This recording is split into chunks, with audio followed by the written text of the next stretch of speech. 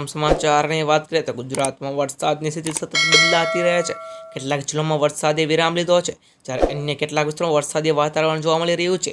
આ પરિસ્થિતિ વચ્ચે પ્રખ્યાત હવામાન નિષ્ણાત અંબાલાલ પટેલે સપ્ટેમ્બર માસમાં વધુ વરસાદની આગાહી કરી છે। ફટાફટ બીજા સમાચારની વાત કરીએ તો રાજ્યમાં ભાદરવા તડકો અને વરસાદી માહોલ જોવા મળી રહ્યો છે। ભાદરવા તડકાથી પણ લોકો પરેશાન થઈ રહ્યા છે। બીજી બાજુ પછોતરા નક્ષત્રમાં વરસાદની શક્યતા છે, જેના કારણે ખેડૂતોની ચિંતા વધશે। ચોમાસું પાક તૈયાર થઈને નીકળવાની તૈયારી થઈ રહી છે। એવામાં સંજોગોમાં વરસાદ થાય તો નુકસાન થવાની શક્યતા છે।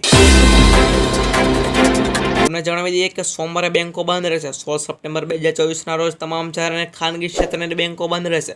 સપ્તાહની શરૂઆતમાં જ બેંકની રજા સાથે થવા જઈ રહી છે। આ વખતે સપ્ટેમ્બરમાં ભારતમાં તમામ જાહેર અને ખાનગી ક્ષેત્રની બેંકો મહિનામાં કુલ 15 દિવસ માટે બંધ રહેવાની છે। આ રજાઓમાં બધા રવિવાર, બીજા અને ચોથા શનિવારના પણ સમાવેશ થાય છે। હવે સોમવારમાં 16 સપ્ટેમ્બર બેંકો બંધ રહેશે। ત્રીજી વાર પીએમ બન્યા બાદ પ્રથમવાર પીએમ નરેન્દ્ર મોદી ગુજરાતના પ્રવાસે આવશે।